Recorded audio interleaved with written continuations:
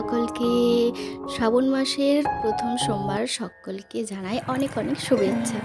যারা যারা মহাদেবের ভক্ত তারা তো এই দিনের জন্য সারা বছর অপেক্ষা করে থাকে। তো আমরা এখানে রেডি হয়ে বেরিয়ে যাচ্ছি। আর বাবু প্রথমবার আমার সাথে জল ঢালবে, ও কোনোদিন ঢালেনি এরকম শুকিয়ে থেকে। তো আমরা যাচ্ছি আজকে মেলায় বাড়ি। আর দেখো কত ভিড় হয়েছে, ওইটা হচ্ছে ভোলানাথের মন্দির, ওইখানে কত লাইন পড়ে গেছে। আমরা এখানে বসে আছি আর যে সেই দূরে আমি ফল ফুল সব ধুতে গিয়েছিলাম, বাবু সোনাকে নিয়েছিল বলে ভিডিওটা ঠিক করে করতে পারিনি।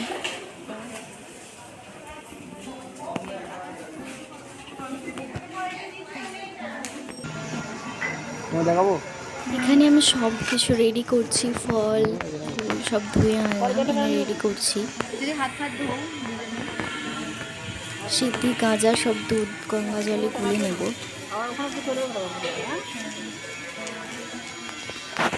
ওই সামনে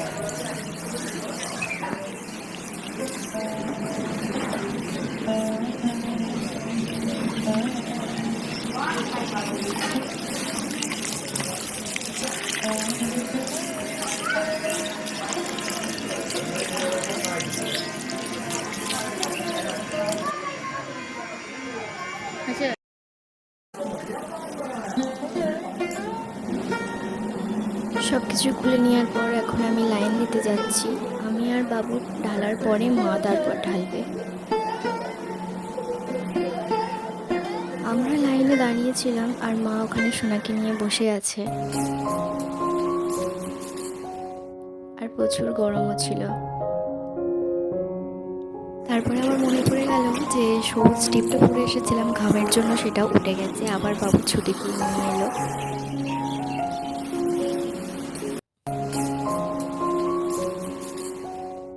আর এখানে পরিয়েও দিচ্ছে। সবুজ টিপ সবুজ নীল পালিশ সবই পরা হলো, কিন্তু একটা জিনিসেরই অভাব, সেটা হচ্ছে সবুজ চুড়ি, সেটা পরা হয়নি।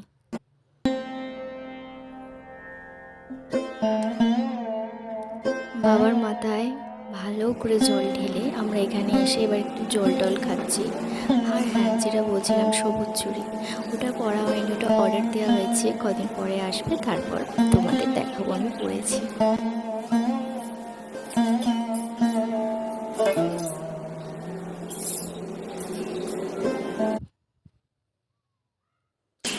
আর এত জল পিপাসা পেয়েছিল, জলটা খেয়ে শান্তি হলো।